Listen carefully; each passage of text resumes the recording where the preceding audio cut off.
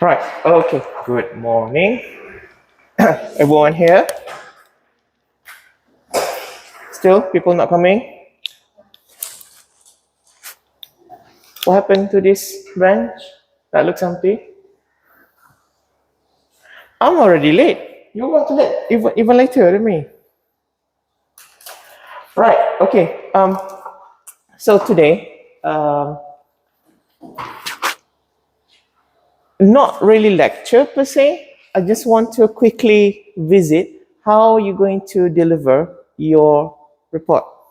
Okay, so you can see that some of your practical activities, they are kind of like a one-off kind of activity. Some activity you're dealing with instruments. Okay, some activity takes maybe 1-2 weeks to finish. Others takes longer. But regardless of the activity that you have, the way it must be presented kind of the same. Okay, I don't ask you to write like a report written compendium kind of thing. Okay, what's more important is the components in your report. Okay, so if you have seen this, so this would be a good revision because people keep forgetting about this. Where's the duster for this thing?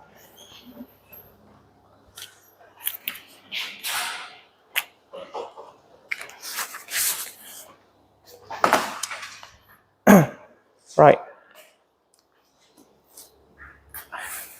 So I think many of you in your final year, have you started writing up your thesis? Are you done? What's that? They're up, down, left, right on the fence. Right. No matter where you go in this world, when you want to present your work, you want to share your work scientifically, the components of the write-up is pretty much the same. It is standardized throughout the world, regardless of country, continents, university, institutions, and so on. It's pretty much consistent. So, but why do you need to write? Why? Why do you need to write a report? So that you can finish the semester? Why do you need to write your report scientifically? No reason. I just write it because what else to do? Why?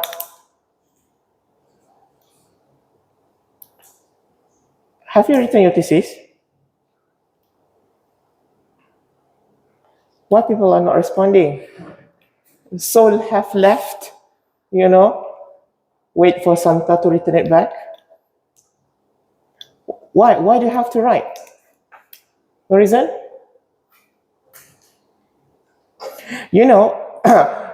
I kind of very nice now. Like 4 or 5 years ago, I'm not so nice. Whenever I ask and a student not responding, I have a very good memory and I kind of memorize everyone's metric number. Yeah, towards the end, I kind of like put my revenge back. Oh, this guy is not responsive. This guy is responsive. Sometimes, actually many times, all the time, student kind of on the border marks. Kind of border marks. Whether to add extra 1 or 2 marks to change your grade, that kind of will have impact on you. Okay, all right. So what happened in the past when people are not responding to me? Why should I give you mark? You kind of stay stoned in the class. So when lecturer asks you, answer back. What is it? What? Why? Why do you need to write? I'm not telling that I'm going to put a revenge on you now. Got no energy. I finished my meeting at 1 last night. Why? Do you need to write your report? Record what? You do. Why do you need to discuss?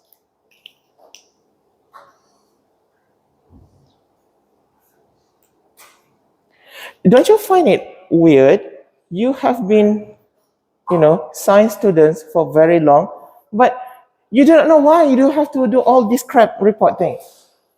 You do all the introduction, materials, results, discussion. For what? For others to refer. Will my mom refer to your work? What understanding?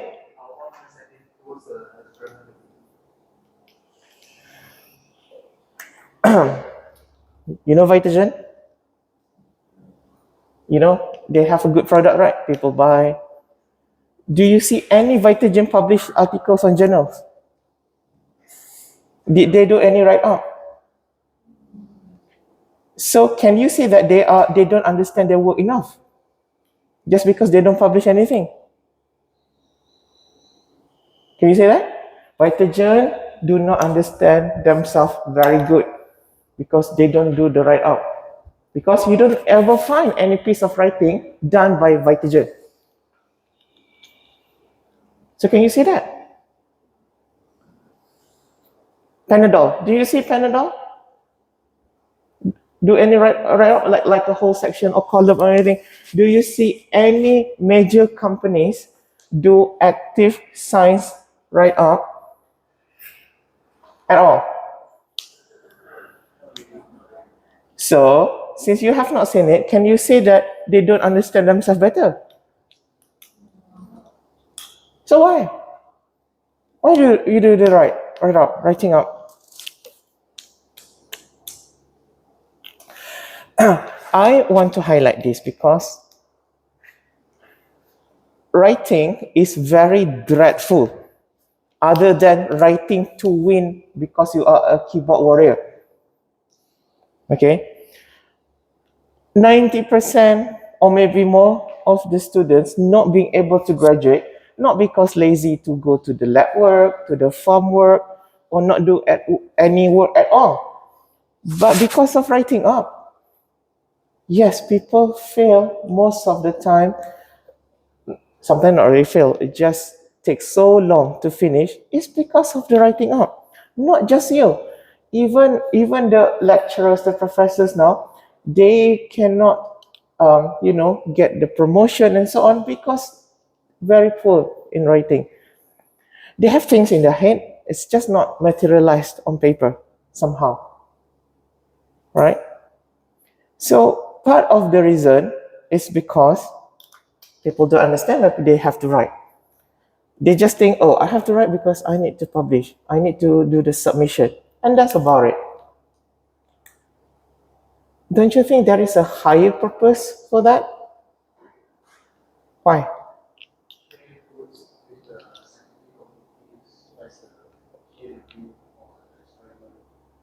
Share with the scientific community. What happened to the not so scientific communities?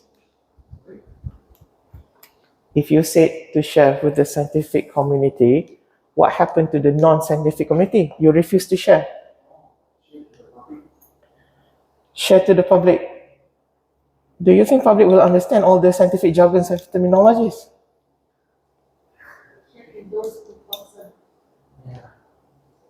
Those who concern. Those who do not concern? How? Answer this. How can people be concerned if they don't understand anything in the first place? Or they do not aware there are things to be concerned? Why? There is more to write up just to fulfill your submission, your thesis, your publication. Okay? It is more than that.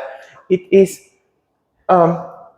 it's kind of a bit dangerous in this era, in this time now, because of our, internet world, paperless world, phone world, people spend less and less time to do the actual writing using your hand, your prehensile hands. Okay? In the past, this is all what people do in general. People got no TV, people got no gadget. They just, they don't have to go to school. As long as they know how to write, they'll just start noting down all the observations. Without proper writing, without proper documentation, none of us would be enjoying what we have today. Not even this bench, not even your clothes. It is because some kind of documentation, writing up, validation, refinement of the knowledge. That's why you are being able to enjoy whatever that you have today. Otherwise, you're all naked. No clothes, no shirt, nothing. Maybe not even food. So, first writing, very primitive. You find it on the wave, not on the wave, on the wall of the cave wall. You see the urge of the human to write. What do you find on the wall of the cave? What is it? Painting. If you have watched any documentary, what's the story like? National Geographic. Why? What was it written? Or what is it depicted on the wall of the cave? Events. Right. Event. They don't put introduction, material method, result, bar graph, standard error. No. It's not present yet. They are recording event. For what? The one who did all the illustration, depiction, is already master at doing it. You see? It's already master at doing it. But, okay, he or she is already good at it. Just do it as usual. No need to put on the wall. Look at the pyramids, full of hieroglyphs. You see this urge. Okay, compare that motivation with our current life now. Do we have the same kind of urge to write? No, hardly, right? We don't want to. You avoid it at all costs. Why is that?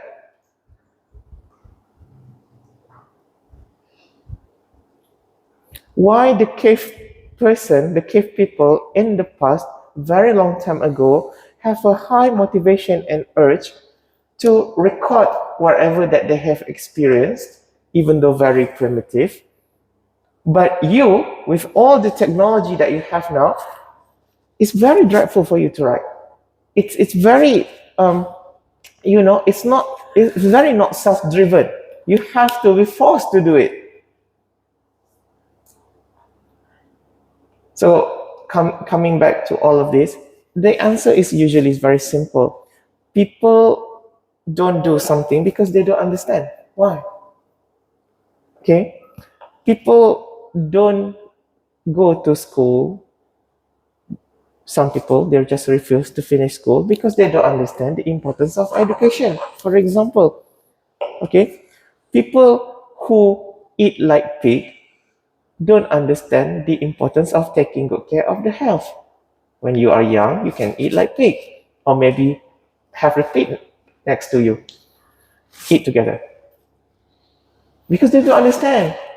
The pig is fine. Next year can turn into bakwa. You still have to go to work. So there are many things around you. If you pay attention, this is a good thing being a scientist. You kind of observe. People just don't do things like what they should do because simply they don't understand. The moment they understand, it will be of different story. The moment they understand the importance of it, they have the urge. Look at the cave people. Look at the hieroglyph of the pyramid. Have you seen the hieroglyph on the pyramid on the documentary? It's massive, Not the outside of the pyramid, the inside of the pyramid. on the tomb, on the wall, on the ground, on the floor, on the ceiling, full of depiction. So why? So in the sense of science, the reason you do this, number one, you want to report your project, your experiment in a systematic way. Meaning that you have undergone the scientific methods, scientific steps in order for you to come to the end of the conclusion. A process has happened. It's not just simply one day you decide to do this, okay, let's do this, and then I feel like to do this measurement. You do some kind of measurements, and then you're done about it. No, science is a very regimented process. Okay, and then you follow it, you write it out, so that you know, as a self-check, you have undergone this process. Okay, sequentially, one by one. All right, and now somebody will read your work. What happens now? This is what we call as the validation. Okay, validation doesn't mean that the person will repeat your experiment entirely. No, validation can be in the form of review. For example, you submit your thesis to your supervisor. Your supervisor, is he or she going to repeat your experiment at the farm? Don't have to. People just read, review whatever that you have written, because the person who's reviewing your work got lots of experience. They have gone through it, so they can have a mental visualization of what you did, provided that you are being very clear with your writing up. That's why in materials and methods, you need to describe, everything to the point. If you die, you are composed now, somebody found your articles, your write-up, people can reproduce your experiment. So this is bringing to the second point of validation, reproducibility. You want your experiment to be reproduced. Don't think reproduce to make babies, not that reproduce. Reproduce to repeat your experiment by following exactly like what you did. Why? Why do you need to reproduce? Can you imagine if people make some kind of new drugs, straight to the market to sell without any institution or bodies to repeat the experiment, to confirm the finding? It would be very catastrophic. People will die very, very quickly. Okay? So validation in science is very important in terms of the review and also the reproducibility. Somebody else do the confirmative study. For example, you do your onion experiment, right? So you have written all this, what happened to your experiment, and then somebody else found it. Oh, they didn't get any flowering. Why? So of course there's some kind of discussion in your report. So people want to confirm, was it really due to the tropical condition you weren't able to get flower out of shallots, or just because you are just too lazy?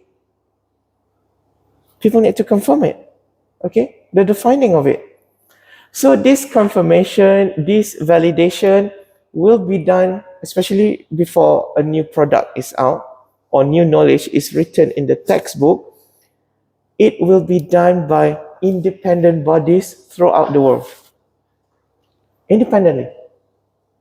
You got your textbook, right? Like the physiology book. That physiology book, you open every chapter. Each chapter is the painstaking work of so many scientists in different labs, in different countries, different university, different institution, just to give you information about the story of phytochrome, for example. It's not the work of one scientist to know that phytochrome have two forms. What are the forms of phytochromes? active and inactive. Active, you call it what? PFR. Inactive? PR. It's not the work of just one person to give you that information in the textbook. Okay? So, whenever you feel very dreadful to write scientifically, I mean, like, even if you have work in the private sector, you still have to write. You still have to read. You cannot run away from it.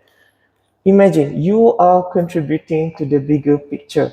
There are things, even though you are not doing anything breaking through, nothing major happening, you are still confirming, validating. And that's very important in science. Okay? So, this, after it has been confirmed, verified, we are very sure this is what happened, it will become the knowledge.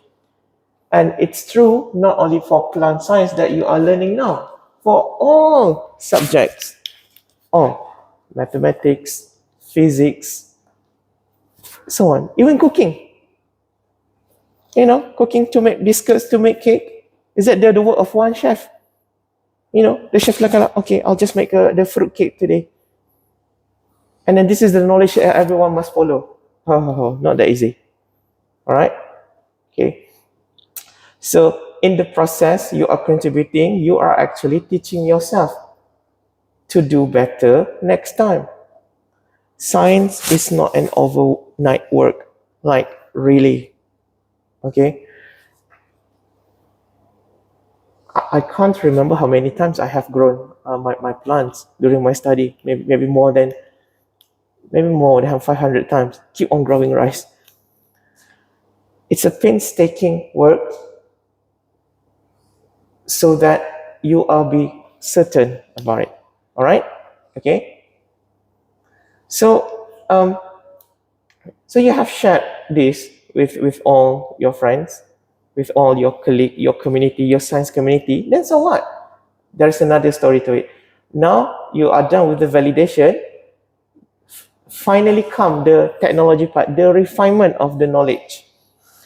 So people are done with the validating, the confirmation. Of course, nobody is perfect. No system is perfect. People will want more. This is human desire. Okay? If people don't desire for something better, your television would be as big as the car park at the Porsche now. Your computer, original computer. How big was the first computer? Do you have an idea? How big was the first computer? As big as this room. So big. And the capacity only like what? 100 megabyte? And this big. So that, okay, of course, that happened 100 years ago. So people desire something smaller, something easier, something quicker, like you. Do you want an ugly girlfriend? Or you don't go for girlfriend, go to the other side.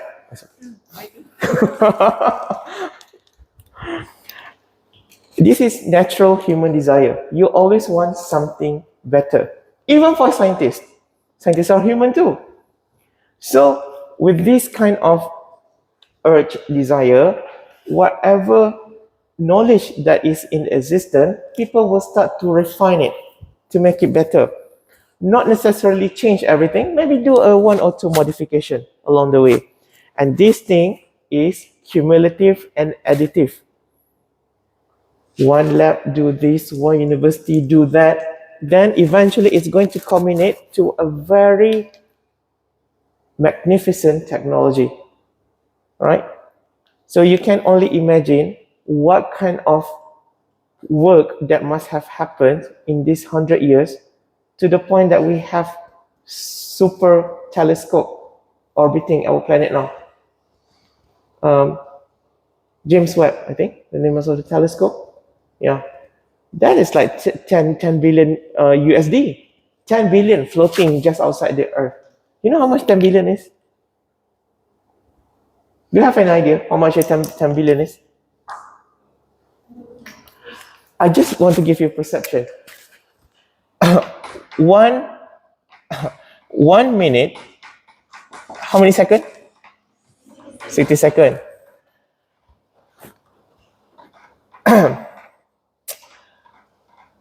1 billion second, how long? This is about 32 years. 1 billion second, 32 years. So if you keep 1 ringgit or $1 for every second, you can reach 1 billion after 32 years or 33 years. So 10 billion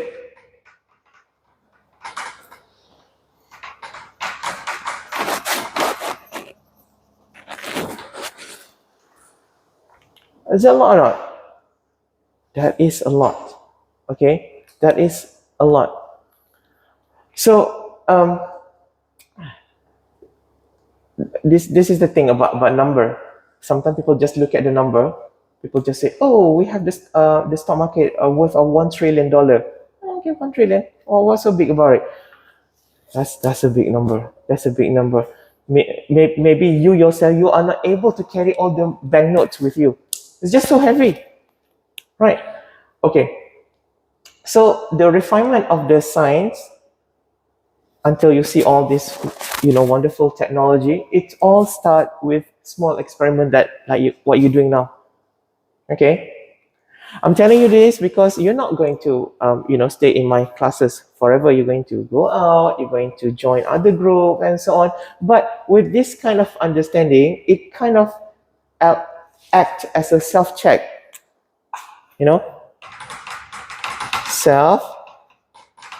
self-check. Why do you need to be very critical with your work? People get demotivated all the time. Plus you're also so emo, hateful, this friend.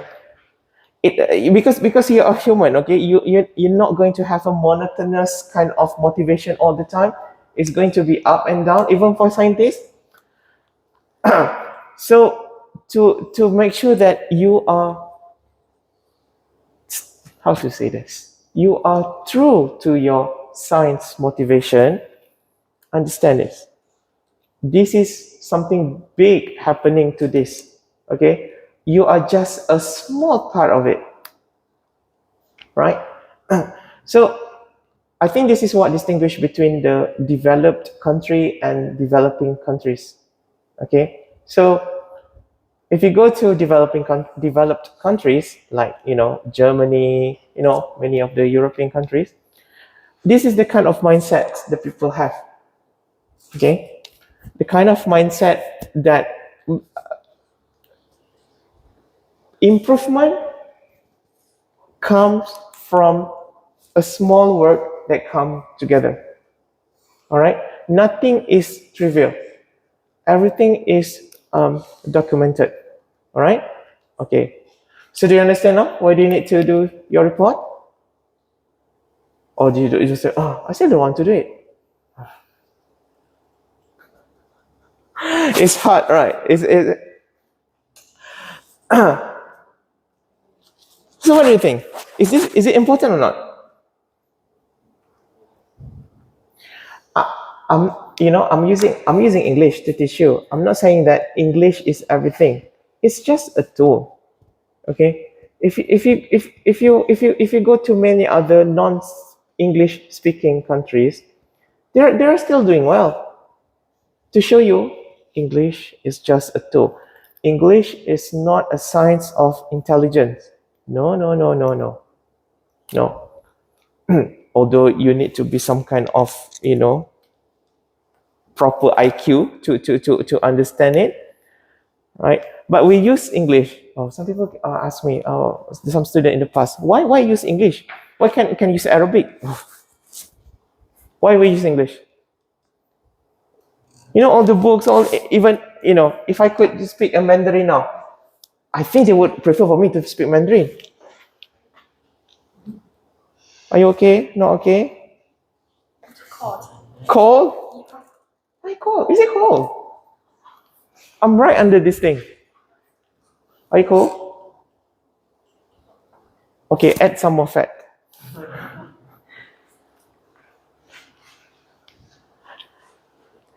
Isn't it in China like winter now? Yeah.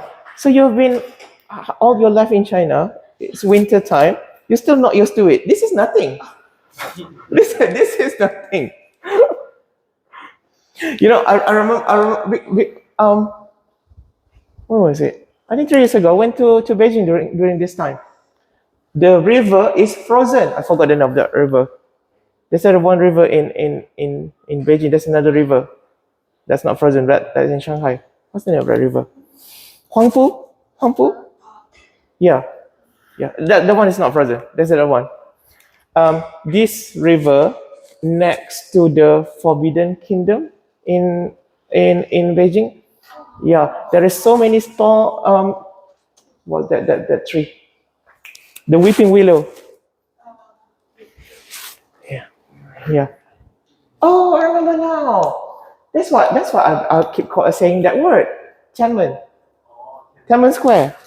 Oh no, I don't remember now why I keep saying that word. You know, whenever I cannot recall something, I keep calling it Tiananmen. I do not know why. It's just like a floating in my head. That's the name of the square. Yeah.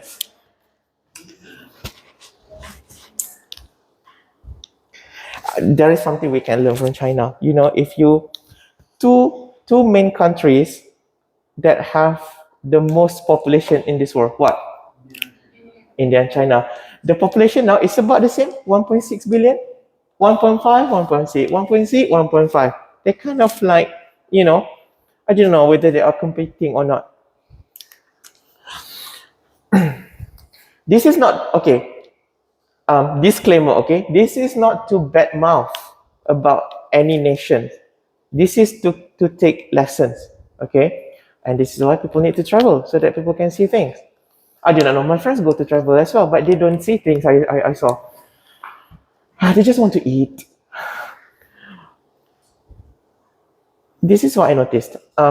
When you go to Indian countries, you know, India is a combination of various countries in the past. You got the India now, you got the Punjab, the Pakistan, the Bangladesh, the Nepal, Kathmandu, Kashmir, and something beside that, I kind of forgot what's the name.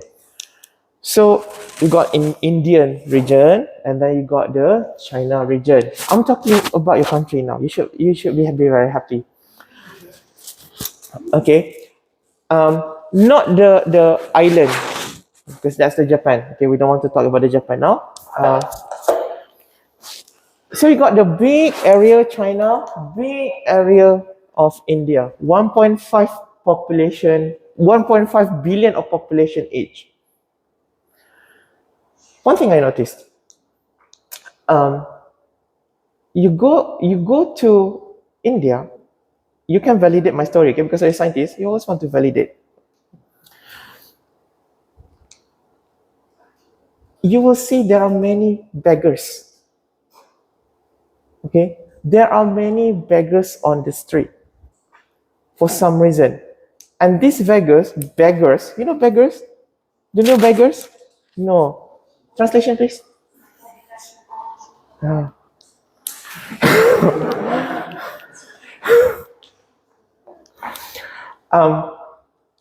These beggars, to the point, beggars in our country, they just stay there, acting very pity and sorry. You know, no legs, small babies, and so on, playing music, blind.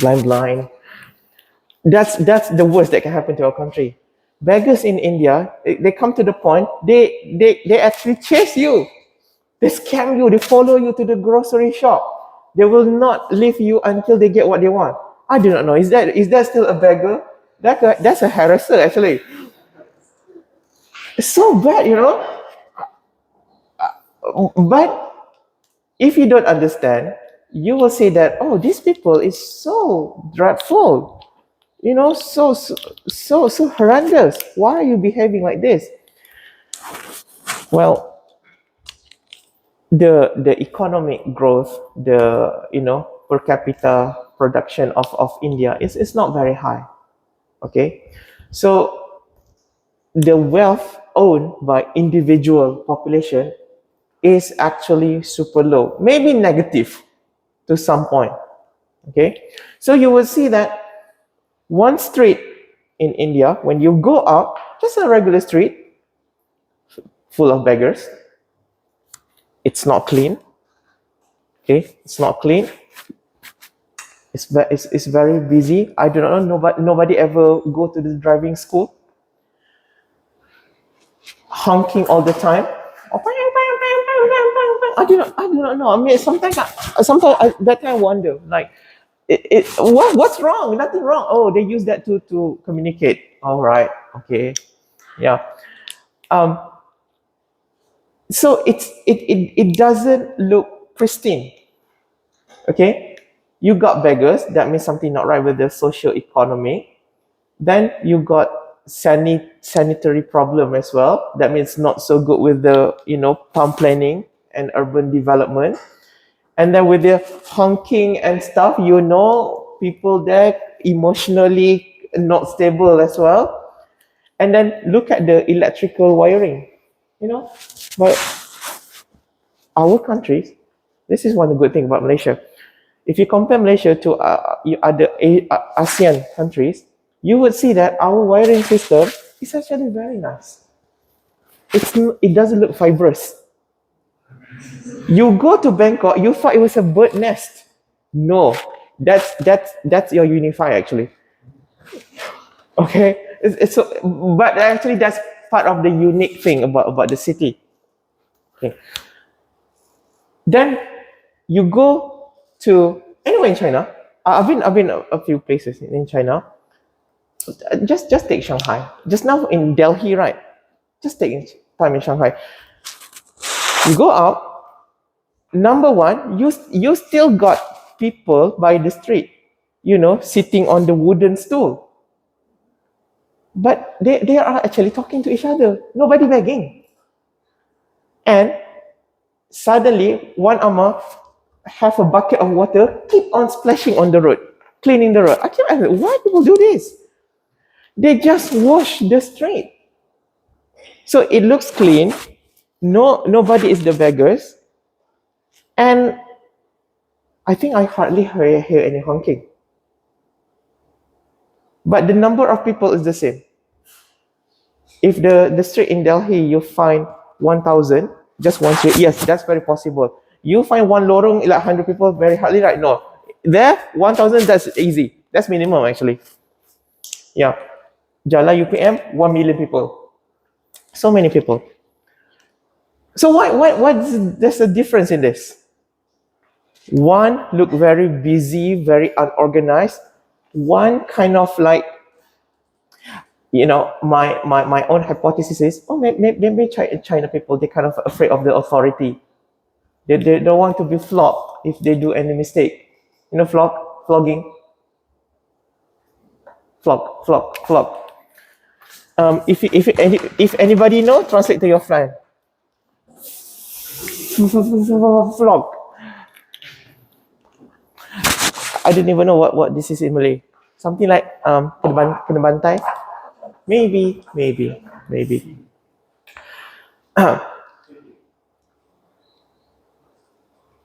So in China people, for a long time of civilization, Hindu civilization is very long as well. Chinese people, what I notice is they have this entrepreneurship mindset. Okay,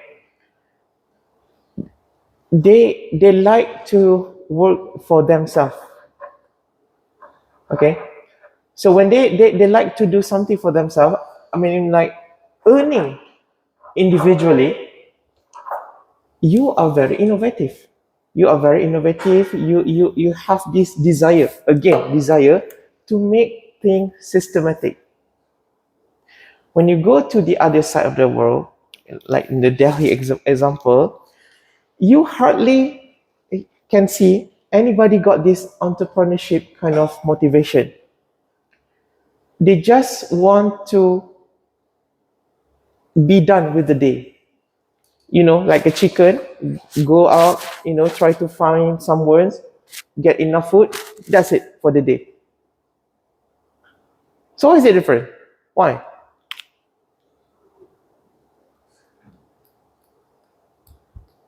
These two countries, the same number of population. Why? Why are they different? Because of CCP. So India got no CCP.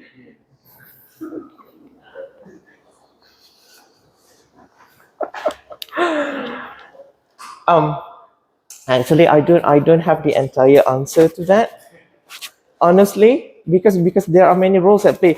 This thing didn't happen because of 1 year of event. It is through 1,000 of years. This civilization is very long. You are talking about thousands of years, okay? Both India and China, thousands of years. But when you go to the present day, this is the different setting that you have. Okay? One country, hardly any beggars. I could see that, like, really 90 years old, still selling apples and tissue under the bridge, and nobody following me to the shop. You go that to India, oh my God. If you run, let's say that, oh, just run. Oh, try run. You run, next village will come take the baton to chase you. It's like a gang of people. I do not know why they are behaving that way. So does that mean that India is bad? On one side, India is the freedom is very high. People just do as they please. Shit everywhere. True. You can watch the documentary. Bombay open scene documentary. You can see on the YouTube how these people, they just shit wherever they want. Until now. Yeah, that's super freedom. Like freedom without limitation to some point. Okay? And then you go to China, hardly any freedom. The people so behave. Everything's so clean. So which one do you want? Which one do you want?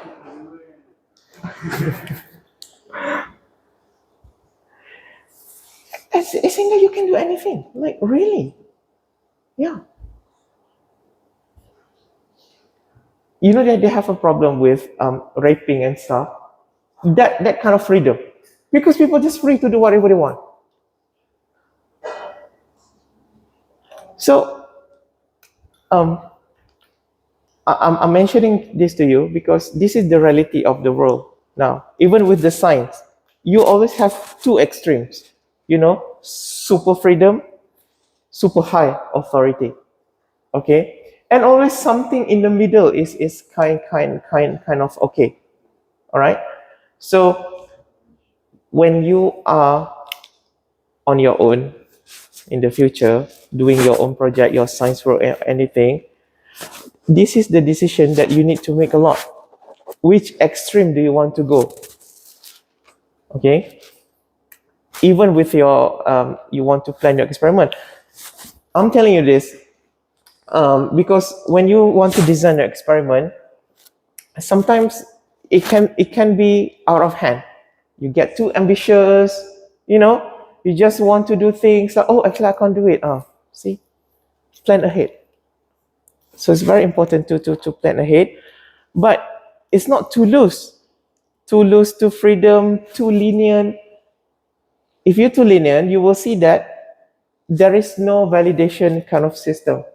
Okay, people just do as what they please. You just like scam is life, that kind of mindset. All right, okay, all right. Shouldn't we be learning about the writing up? If you go to other classes, are any lecturer going to mention about this writing up? You're not going to mention about it. Okay, I think pretty much people just somehow manage themselves how to do the writing up. Anyway, so very quickly, I'll just mention the things that you need to put in your writing up. Remember, okay, it doesn't have to be a regular report. It can be in posters, short book, pamphlet, whatever. Do whatever you like. So this is the regular format that usually we have.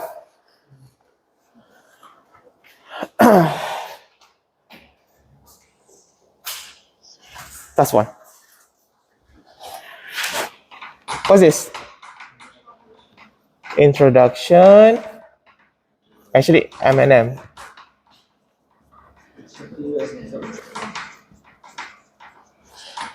So this is results. Actually, this is an.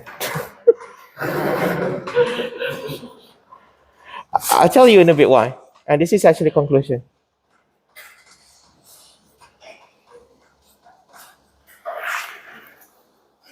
Sometimes people put this together, not in a separate section. You'll see that in many journals these days, they kind of put the results and discussion go together because it's difficult to have separate text between your result and then you want to discuss it. So they just present the result and then they quickly discuss what does it mean, right? Okay, so introduction. What do you need to have in your introduction? Okay, introduction actually, it is pretty much determined by your field. How do you want to talk about it? Since your field is agriculture, I would say this is just a rule of thumb, okay?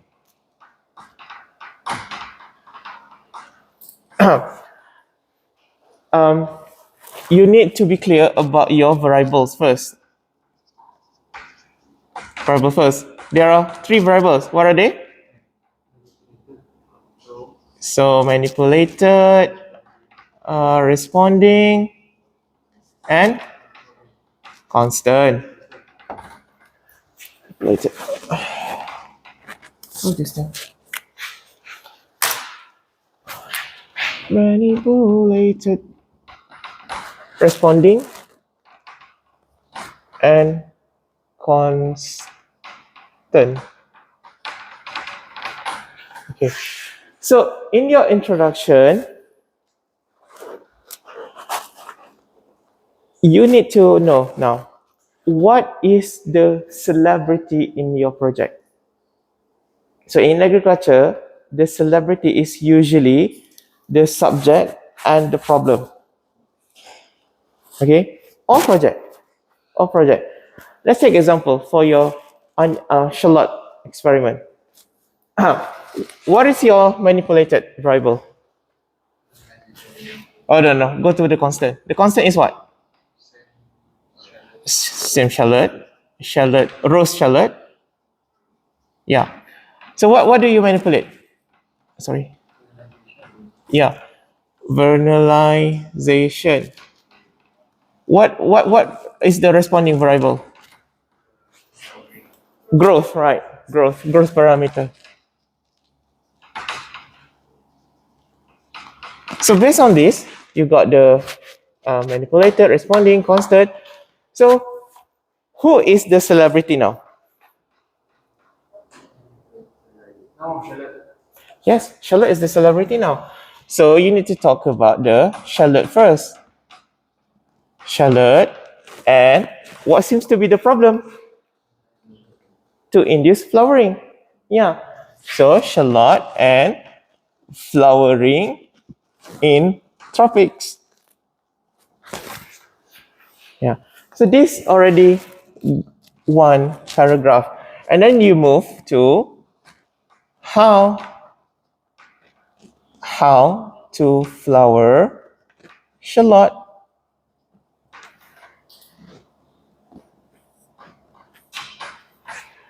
Actually, this is more about the mechanism of it.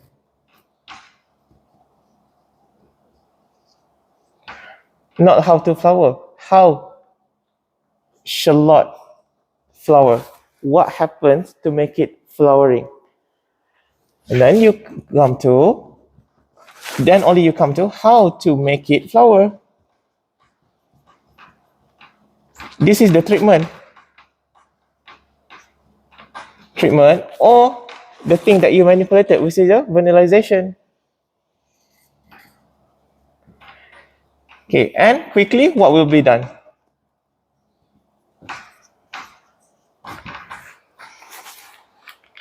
So you can see that things are very sequential.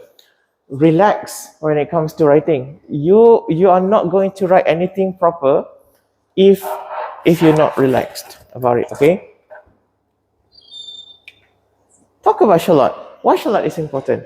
Shallot is a member of the allium family, even though onion is the more popular member that we regularly use. And then talk about shallot in Malaysia is highly imported from a number of neighboring countries. We don't grow shallot ourselves in our country. See, that is already a problem. Now you go in saying that, so there is a big opportunity for the industry, the shallot industry, to be started in Malaysia. However, some issues, fundamental issues, need to be addressed first. For example, to get the seeds from the shallot. And that's why you are doing this experiment. Okay? Another way to do an introduction is to be guided by the title. So you create the title first for your project. Have you got a title? Title can be obtained from this variable. Remember, all the three variables must be present in your title. So you have your vernalization, you have your shallot, you have your growth. Three things. These three bubbles need to be present in your title. How do you make it? You need to join it to make it a title now. What?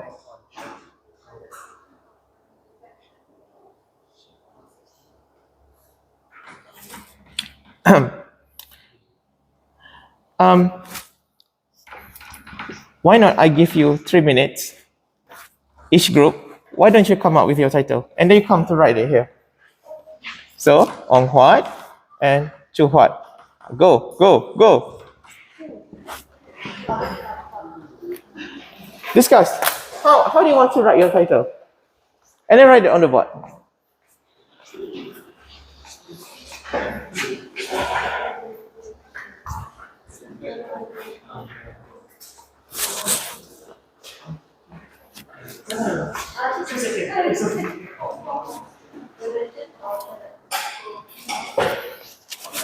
Discuss with your group, please. Why this group looks so less people?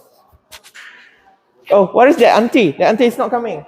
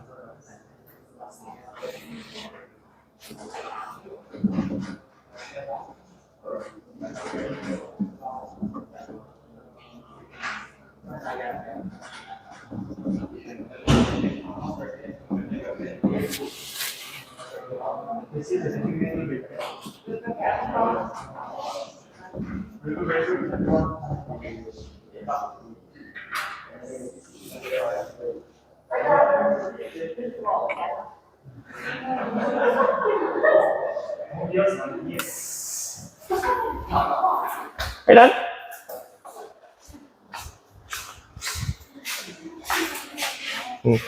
Number one, if you are, if I know directly you are from UPM.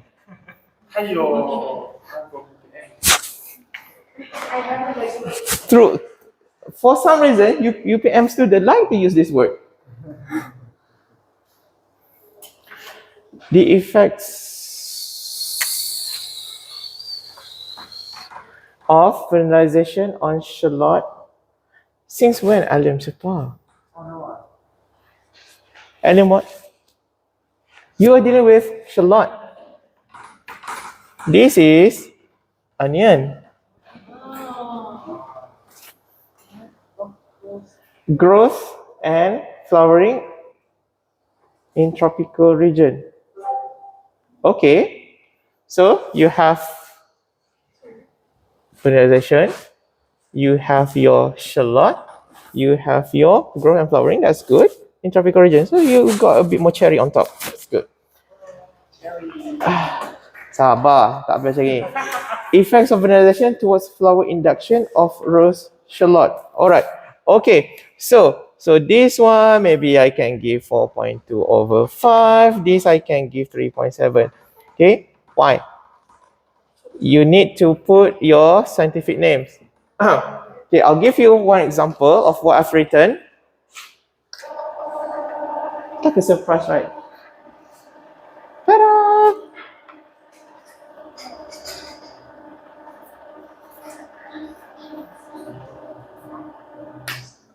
Okay.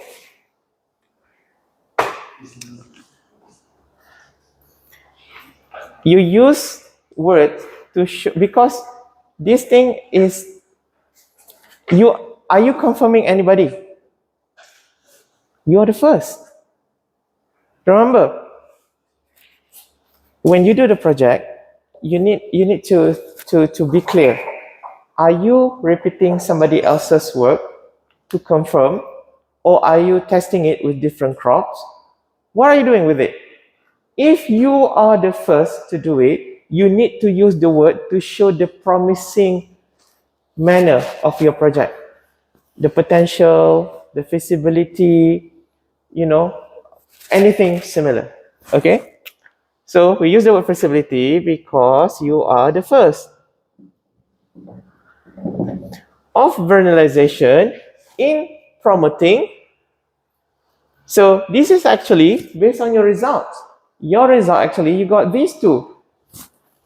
You got the bulb's number and also the flora, which is not really happening. So there are two things.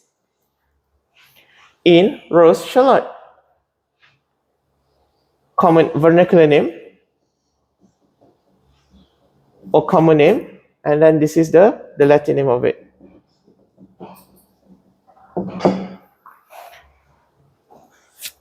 Have this addressed all these variables? Where is the constant variable? Okay, constant. Where is the manipulated variable? Vernalization is here. Where is the responding variable? Yeah, it's over here. Okay, so this is your responding variable. So after this, none of you should have any problem to formulate a title.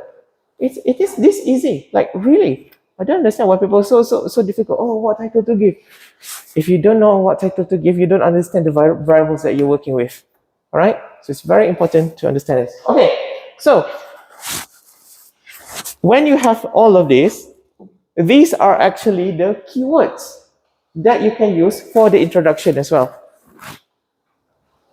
to guide your introduction. If you are so lost what to talk about your introduction, you want the keywords to help you have the title, the properly formulated title to guide your introduction. Talk about the shallot. I can add, you want to add the tropical region in Malaysia, fine, put it. Nothing wrong with it. Okay?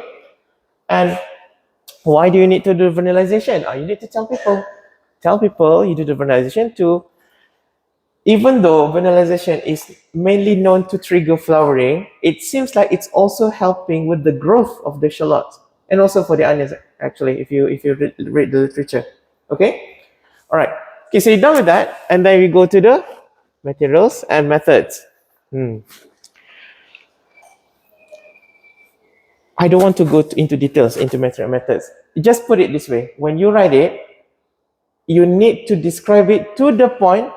If you are a compost, people still can repeat your experiment. Okay? Start with the plant materials. Start with the plant materials, and then you can start. You can talk about the vernalization, and then go to the agronomic practice, and then go to the data taking. How did you do it? To once every 2 weeks, 3 every 3 weeks, once every 3 weeks. So plant material, what kind of bulbs that you use? Okay, how do you make the selection? You have done all of this, okay? And then the vernalization, what exactly happened? For how long? In what place? What temperature? Okay? And then the agronomic practice. Because this thing, you grow it in a farm, right? So what happened? Did you put any fertilizer? Pest control, watering. How frequent you watering? On the happy day, every day. Not so happy day, until ice cream. I don't know. And data taking. All right? Right. And then results. Okay. These results, it can be in the in various form. It can be in the form of table. So table also include picture. Okay, can be the picture of your plant. It's very important. Pictures and also the tables about the data. Okay, and then you can have in the form of figure. So this can be the bar graph.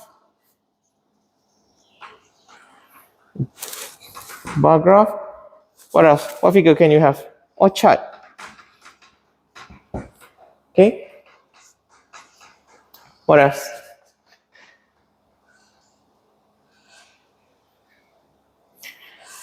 You can have in the form of curve, like this.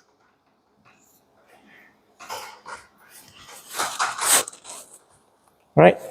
Okay. I know that I'm going to show you the PCA, but I think your shallot data maybe not a good sample data to use for your PCA. So I think you're done with the rice, right? We'll do the PCA next week. Okay? Any holiday next week? I don't know. You've got so many holidays. Holiday, right? Okay. All right. All right. Okay. So that's your results, and then your discussion. Ooh, this is the hateful part actually. How do you want to connect? What happened to your experiment?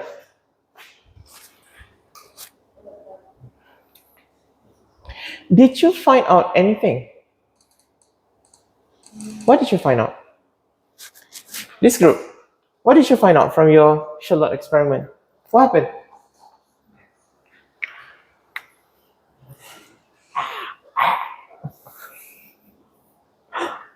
What happened? Nothing happened.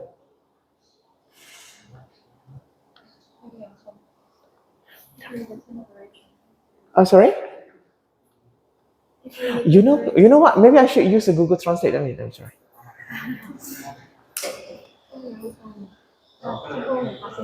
What? Wait. Did you know that you can use a Google Translate to talk to me? You know, I'm not so crazy about language. You know, some people are very crazy. You must not speak in English. I'm not that crazy. I'm crazy with other things. Where's my Google Translate? Oh, this. This Google Translate, you can use it. Want to try? Press it and say something. Google. Say it. I didn't know. No. At least I know what you want to say. He doesn't know what to say. He doesn't know what to say. Are you master or PhD? HD. PhD do not know what to say. Why do you not? Why don't you know what to say? 好像说讨论什么上次的实验啊，啊？你发现了什么？在摇头。那杨河长什么样？ Am I in a new episode of drama that I'm not part of? Why? What happened? Something different treatment. The growth of the onion will different. Okay. And in discussion, first we need to data analysis. Maybe use SAS, maybe use SAS, and then we know which one is better and which one not good. Before we design the experiment, actually we have a scientific question, and we have a hypothesis. And in the discussion, we can first compare our result to other people results, and see if the same, that's not a good result. And if we have different results, we need to discuss why, what influence this, what mechanisms, and use the if our results can explain more clearly. We paper is good. If we our paper cannot explain more detail, more deeper, we can refer other more good journal to communicate. Okay. And that's your strategy to do it. I need to know what happened to your experiment. What happened to your experiment? Your experiment, how long did it take? It's over now, right? Experiment, it is over now. What happened to it? What is the take-home message would you like me to know? Any significant observation that you get?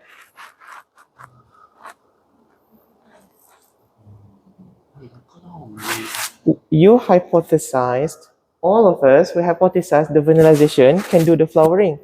Did the flowering occur?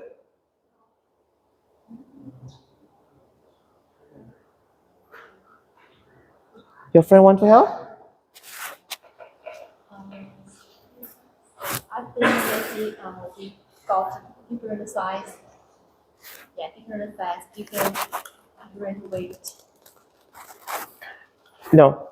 We hypothesized for this experiment that vernalization can trigger flowering. Maybe it's the question of whether it's happening soon or rather later. So based on your experiment, did you see any flowering? No? Yes? No. No. Okay. That's what I want to know. What happened? I think maybe over add more fertilizer. What? We add so many fertilizer. So many fertilizer? What's wrong with it? The fertilizer is actually following the Department of Agriculture recommendation. Oh, so the fertilizer is no problem, right? Shouldn't be a problem actually, the concentration of fertilizer, because we are following the Maybe the species. spaces. Yeah, What about it? the species have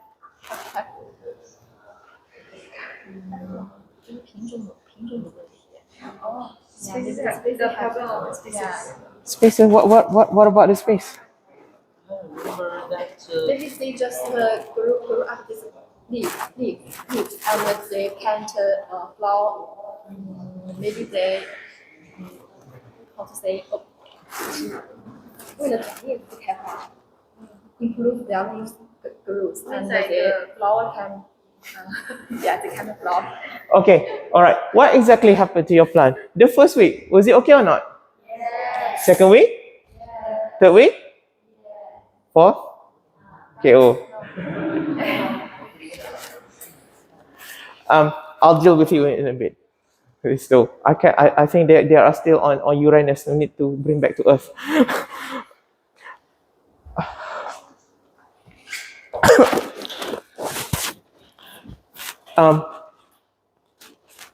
We hypothesized the vanillization could trigger flowering because we know we have tested that before. Flowering could be induced to come up. What exactly happened? Did you get flowering? One. Okay. That is just as good as nothing. So what happened to the plant? Was the plant okay at week 4? Why was it not okay? Pest attack. What pest? Snail. Is that all? Bacteria. Anybody else you want to blame? Abiotic factor like what? Why? What's wrong with the rain? Too many rain? Too much rain. Rain is uncountable. Too many. Many you use with countable nouns. Much you use with uncountable nouns. So too much rain. What's wrong with too much rain? Is it puddling up the water in your plot? It's not, right? You have a good irrigation there. Plus, it's on the slope, so the water is not puddling up. So what seems to be the problem?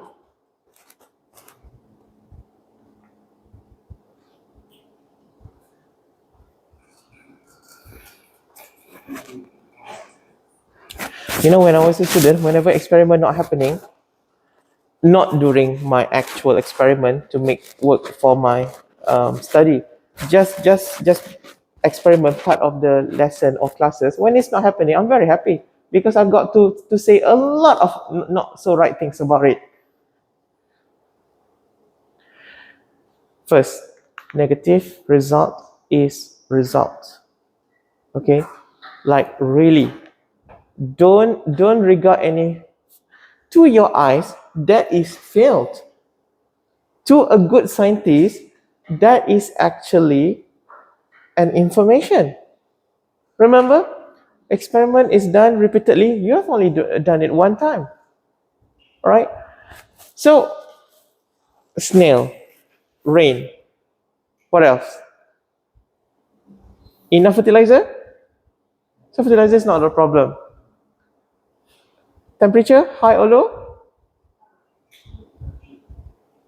Temperature should be fine because it's raining anyway. So you got two problems now. That your plant is actually dead by week 4, but by week 3, just a week before that, everything was fine. Is there any finding that you can get from this half-lived experiment? This is when you need to open your eyes, widen your horizon. Because pretty much many times in science, you hypothesize something, but something will happen that eventually lead to a new finding. Why do you want to get the flowering? To get the seeds. Why do you want to get the seeds? So that you can produce more shallots. As easy as that. All right, now, with your experiment now, can you somehow still achieve the main goal, getting more shallots, without having the seeds? Are you sure no? Look at your bulbs. You planted one bulb. At week 3, was it still one bulb or was it more than one bulb? That's more than one bulb. There is a good lesson there. You hope to get flower, to get seeds, to get more shallot from one bulb. But the flower is not happening. But instead, the nature is giving you something else. Your bulb that you planted is actually multiplying, producing new bulbs. If you think about it, doesn't it mean that you have already addressed your goals in a way by having more bulbs? Do you see what I mean? Your flower, that's gone. But is it a complete failure? No, actually no. You still get it. So this is something in your discussion. Perhaps in Malaysia, tropical condition, plus you kind of grow your shallot now in the monsoon time. The monsoon. Do you know monsoon? Monsoon? You know monsoon? I know in China we do not have monsoon. Go. You got it? Okay. What did you say? Tornado. No. So during monsoon time, it rains heavily. And obviously, allium flower is not happy with this excessive moisture. Okay? So the finding now is, it's true, you are not able to get shallot flowering in Malaysia due to the non-complying weather condition and also the snail attack. But you found something else. From one bulb, how many extra bulb did you get after 3 weeks in general? 4? 3? Yeah. This group, how many you get? Bulbs? 3 to 5. This group? 5 to 3. Why go backwards? So let's say that you got about 5. You get about 5. Don't you think it's an interesting finding? Right. Why is it interesting?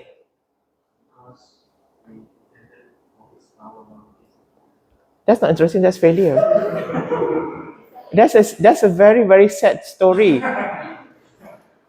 You want your hero to win, and your hero died. How? So what's the interesting story here? You see, with university in Malaysia, I mean like university in general, we produce a lot of findings, a lot of knowledge, but why our agriculture sector still suffering? People hardly want to do agriculture. The income that results from agriculture is still low. And the farmers is still not highly skillful when it comes to agriculture. But when you look at the journal, there's so many journals coming out from UPM about agriculture. Don't you think something is not right somewhere? How come you have tons of publications on the journals, manuscript, and so on? But let's take rice, for example. The SSL for rice. What is SSL? What SSL? What? Self-sufficiency level. The SSL for rice is only 65%. So the remaining of it, we are depending on import. Okay? So how come we have these lots of publication and so on, the finding, people talking about all the news, new variety, new technology, but the food is still not enough. So it shows that how much of the finding at scientific level is not being translated to the actual field, one thing. And number two, how much of this finding the researcher is not skillful. Even the researcher, they're not skillful to connect the dots. They just get the result, report whatever they have in mind originally. If you are just a regular scientist, you'll just report from whatever that you found out. Okay, Malaysia cannot grow shallot, flowering not happening, and that's about it. And then stop the action altogether. That's a very regular scientist. Now, you have listened to so much story I've given, you shouldn't be that kind of scientist. You need to think, okay, it's true, this is failed, but is it really a complete failure? That's why I keep asking, is it really a complete failure? No. So, coming back to the original question, what's so interesting about it? Not because you don't get flower, that's a failure. You get your bulbs multiplied. What is interesting about it? Yeah, pandai Elizabeth. Shorter period of time. You see, flowering, it would take you twice, thrice as longer to get the seeds. And then this seed, you need to grow again, sow again, just to get the bulb. So the time frame for that is actually 100 days. I think. About 120 days to get bulbs. If you were to wait for the flower to produce seed and grow the seeds to get bulb. But with this, your finding, you found out with this with the vanillization, or maybe not, you can actually multiply this bulb. And it only takes what? 3 weeks. By 3 weeks' time, you already managed to multiply your bulb. Even though only 5, don't you think that kind of a plus point there? Let's take it 1 month. So for 1 month, you can multiply 1 bulb to 5. How many percent?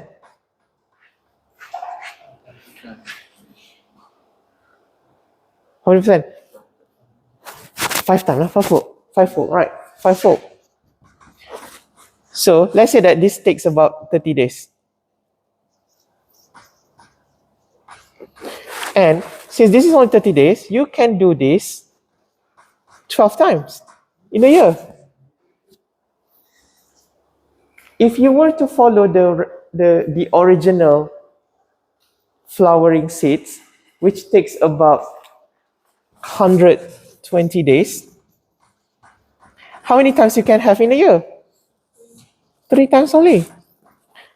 So this time, this path here, you can have 12 times. This you can have 3 times. Which one do you think is better? The bulb multiply or the seeds production? Yes, bulb multiply. Pick up the signals. This is why don't be upset. Don't very quickly throw away what you regard as failure. It's like the emotional game. Like really. We need to pick up the signals. Okay? So have everything on the table and then say, one thing leads to another. So this is actually a good finding already. Okay? Even though I'm not saying that we can put this into a journal, but this is a basic for it. Do you know the implication this to our country? You got 5 bulbs, right? You got 5 bulbs, right? You can even grow this into 5 bulbs. Meaning that you only have to import the shallot just 1 time. and then start to multiply the shallots. And remember, the shallot can be kept in the storage and make it stay dormant. So that's the word that I use there. The feasibility, the potential of it. Right. So, do you think it's a failure? Okay. So I hope to see that in your discussion. Okay? In your discussion. Why, if it fails, why it fails, and what can be done about it. But when there is a brighter side of it, what is the brighter side of it? This is the brighter side of it. Find literature to support this. What you think potentially can happen if you want to follow this path. Alright? Okay? All good? And I don't know what kind of project that you're dealing with, but that's pretty much it. At your level now, don't rely so much on the supervisor. Supervisors stay in the office all the time, right? Do you think all the supervisors are going to know all this? Because they don't have it hands-on. You are the one who's having the hands-on experience, so you should be the one who connect the dots the most. Right? Okay? Alright, okay. And finally, the conclusion. The conclusion is usually the what is the take-home message can get from this? Very quickly, I think the conclusion is something like the production of shallot inflorescence is proved to be what? Challenging in tropical weather condition like Malaysia because of the heavy rains and also the regular pest attack like the mollusk that you see. Did you take a picture of the mollusk? Okay, you can put that in your report. All right? Yeah. So flowering is not a way to go. However, bulb multiplication is still can compensate. That's the word. Compensate for the inability of tropical condition to produce flowering. Okay. So actually, nature is not that cruel. Okay. When you are not able to have one thing, it will give you something else. All right. All right. Okay. You would think that alternative is not good because it's not what you wanted. But if you put it on paper like this, actually maybe the alternative is better. The alternative is better. Why wait for the flowers so long? The longer you wait, the riskier it gets. The flower can get eaten by the cow. And the flower inflorescence can experience disease. That again, the bulb, that's only 3 weeks. You can get the bulbs. Separate the bulbs, grow some more. Right? Okay? Alright, okay. Alright, okay, I think just for now. For now, that's all for this writing up. Are you good to go to do this writing? So just do a quick report, okay? I just want to see the components of it, the keywords of it. Alright? Remember, this is for your own keep. Okay? I'm not going to have everything sent to me, not going to return it back to you. No. Right. Okay. And any questions so far? I'm worried about these 3 actually. 2, 3. You want to join?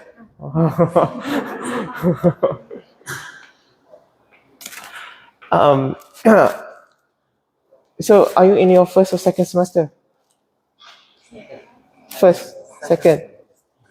So first semester, was it online? First semester, no, come here. But no. You came here already, okay. Then what happened? Then? Did you attend any class? Malaysia language. Malaysia language. I think you should go to. Okay. Did you take any English class as well? Actually, before we have pay 1, pay 2. Yeah, it's about the English language. What was that?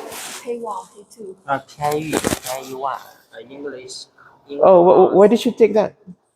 Back home, in your home country, or is it here? Here. Yeah. But we are online class. All right. Okay.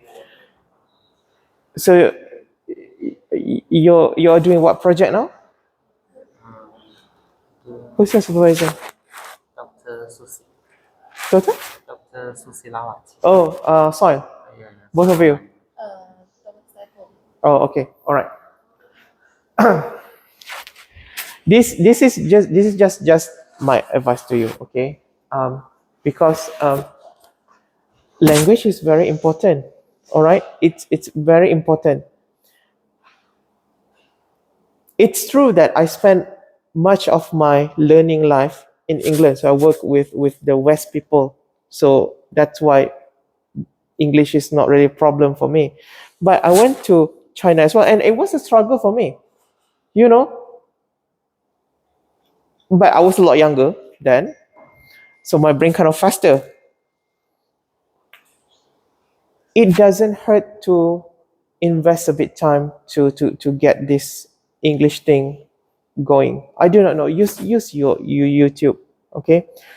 Because I want you to be able to describe your work properly, to gain more knowledge.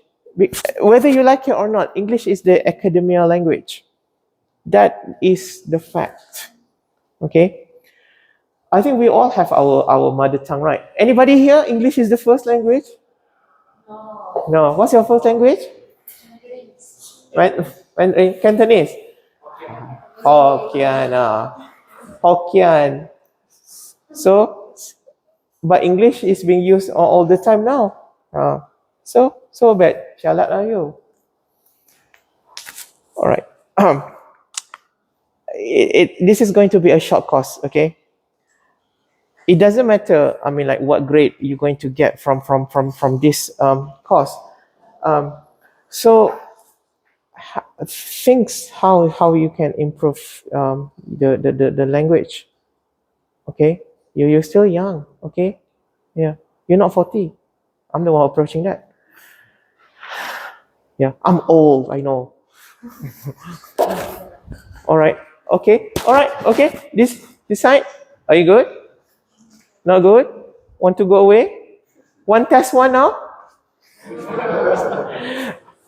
Okay, actually, the test one needs to be done because this is not purely undergraduate 4,000 series. We got university requirement, they just emailed to me. We need record of the first test. Ooh, how to do that?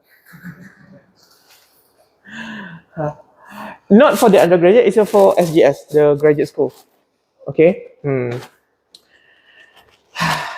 To make things easier, and of course, we want people to be happy, right? Yeah, and I want to stop you from ganging up against me. All right.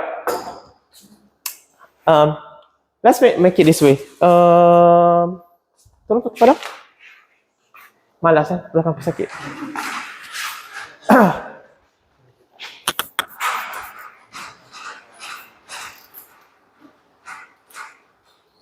Are you in your group now? Don't worry, you don't have to submit anything today. So, how many weeks, how many lessons have you learned so far? How many lessons have you learned so far? 3, 4, 5? What was the first lesson that you learned?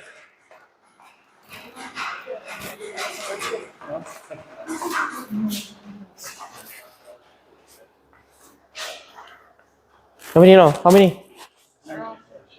4. 4. You blame the holiday, not me.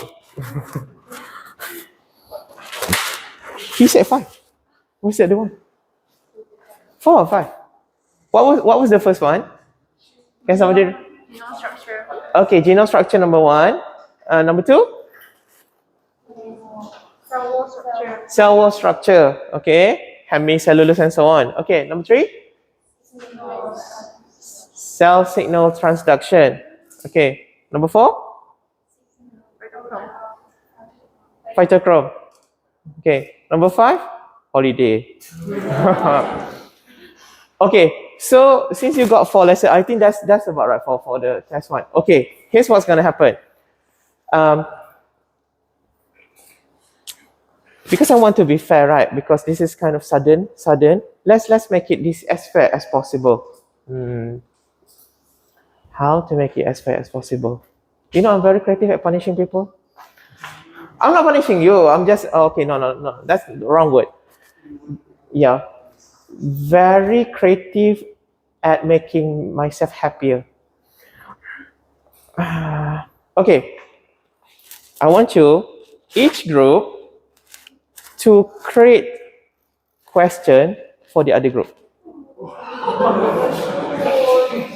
Yeah. So here was the question going to be like. So I want you to provide 5 Q&A question. You know Q&A question? So you have the question like for one. Okay, what is, this is just an example, okay? What is chlorophyll? So A, B, C, D, E. A, what is it? Ama. So, kuih. C, pigment. D, what? Burger. E, phone. So, lesson 1 until 4, okay? Lesson 1 until 4. So, 5 Q&A question like this. Okay. And then, another 5 structured question.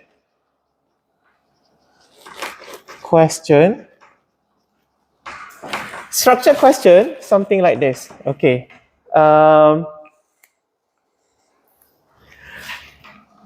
For example, no, don't use phytochrome because that will be your question. Let's use something like this. Okay. Plant physiology is the study of plant what and what? Structured question. Okay. So have 5 of this. Okay. So in this, it doesn't have to be 1. Okay. It can be 2, be 3, anything. Okay. So for each of these, put a mark. If it's only 2, it should be only 2 marks. Okay. Okay. And this for 1 is only 1 mark. All right. And finally, 2 short essay question.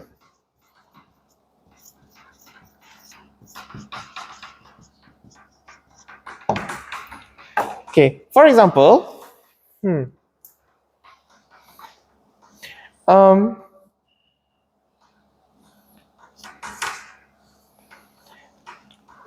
essay can be something like this. It doesn't have to be like the written.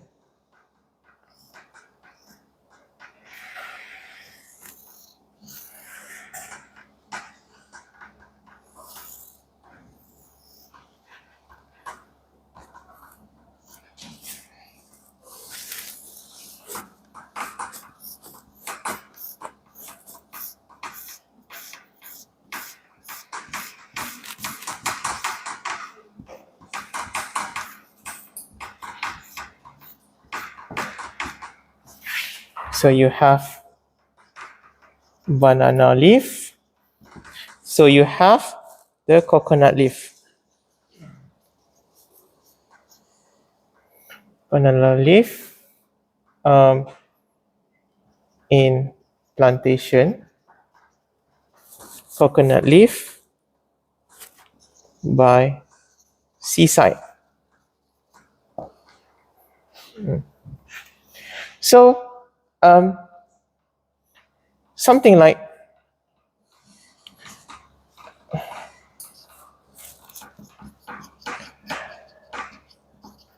why leaves of the 2 plants differ morphologically by location to accommodate its regular living. Something like that. Something like that. Okay? Any question? You got so many. Any question? All right? Okay. So I'll give you 1 week to do this question and give the answer, suggested answer as well. Don't give to the other group. Send to my email. Send to my email and then put the hashtag, okay, so that I can, because there are so many email in mine. AGR, what? 4101, right? Is it 4101? 4301. Yeah, or hashtag at one physio, so that I can find you easily in my email junk inbox. Okay? So have everything written. Have everything written. Give the suggested answer as well, and then send to my email. Okay? All right. So let's have this.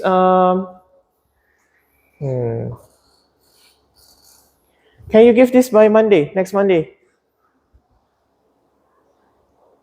Oh wait. Do you have anything next Tuesday? Okay. Maybe by Tuesday.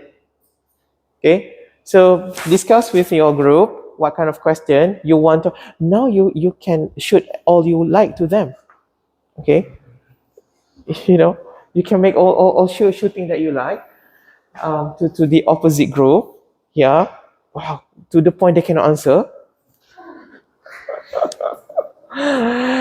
Okay. Then I will release the question to the opposite group. You don't give the question to the opposite group.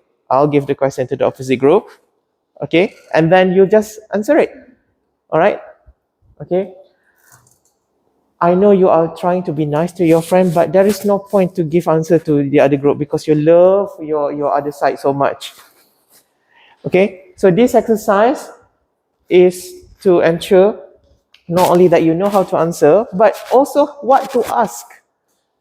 Okay, many smart people in the world, they know the right thing to ask. Not to ask other people, only to ask themselves. Right, what should be done next? Should we go to this way? Should we go to this way? Okay, so question formulating is also part of the scientific exercise. Okay, all right, is that clear? Is that clear? Okay. Oh yeah, that's a good question. So the full marks, make it maximum 30. 30, okay?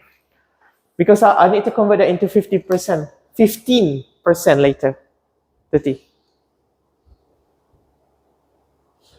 Okay, is that clear? Already got question?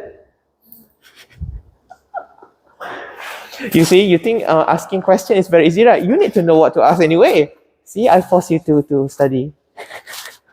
All right? Okay. All right. In English, hopefully.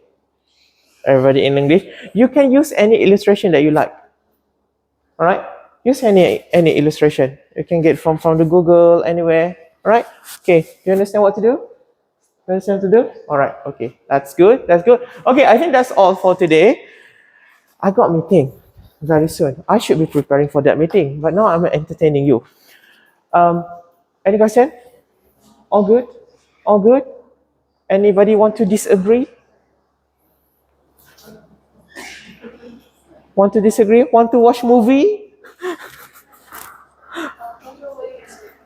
Sorry? Test one? Oh, next week. So next Tuesday will be submitting to doctor. Yeah. Thursday will be the test. Take your own sweet time to answer.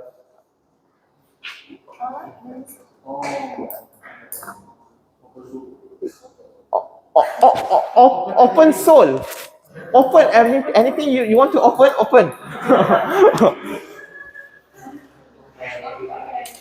Okay. Oh, I forgot to explain. I know that you have been in UVM for several years. Okay. My method of teaching is not the same.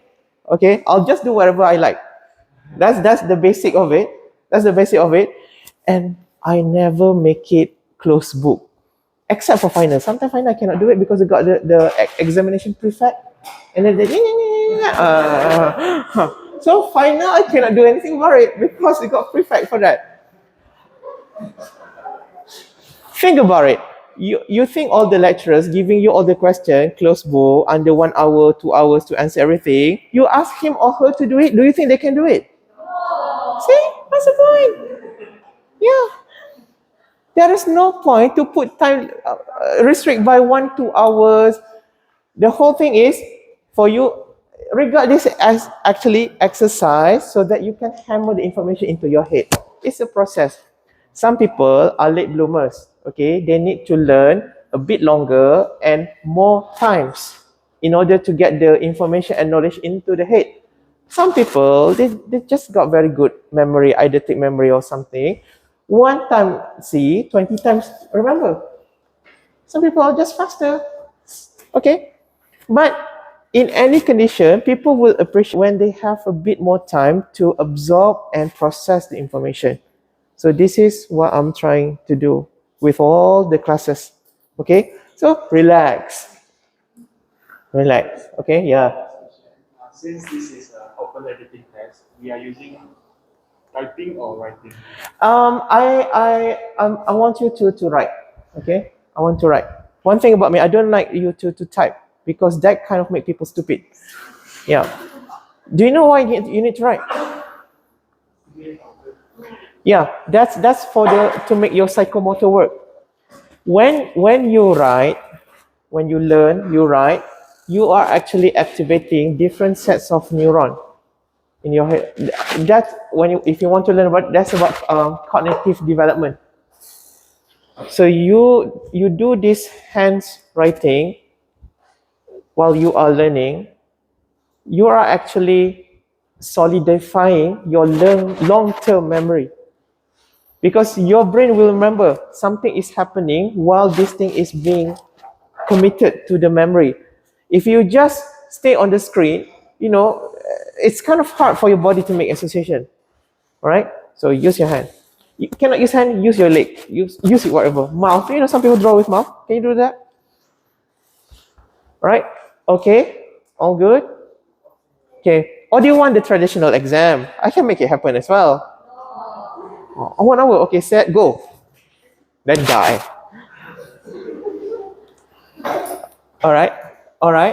Okay. All right. Okay, I think that's all for now. Any question? All good? No? Want to go home? Yes. I cannot go home. I still have to go to work. Okay.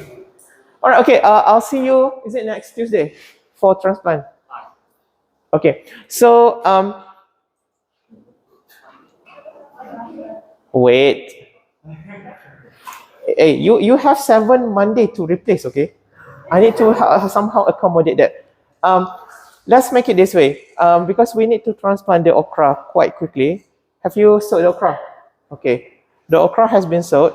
So next week, we don't have the class on Monday, but we change it to Tuesday. Okay? Yeah, Tuesday, regular time. Yeah. We'll do the okra and then we'll do the lecture on Thursday. Okay? Thursday, then I will explain what is the experiment that you're going to do with the okra. So I think that will be 2 experiments, the thermal imaging and also the photosynthesis. Okay? So 2 equipments by using the okra. Not 2 equipment, 2 instruments using. All right? Okay? All good? All good? Okay. All right. Okay. So I'll see you. Don't come on Monday, okay? Nobody going to entertain you on Monday. I suggest you to use the time. I know that we don't have class on Monday. Maybe you want to use the time to make the question with your friends? Since I'm not disturbing you? Right. Yeah. Okay. All good? Okay. All right. Okay. I'll see you then. Okay. Bye.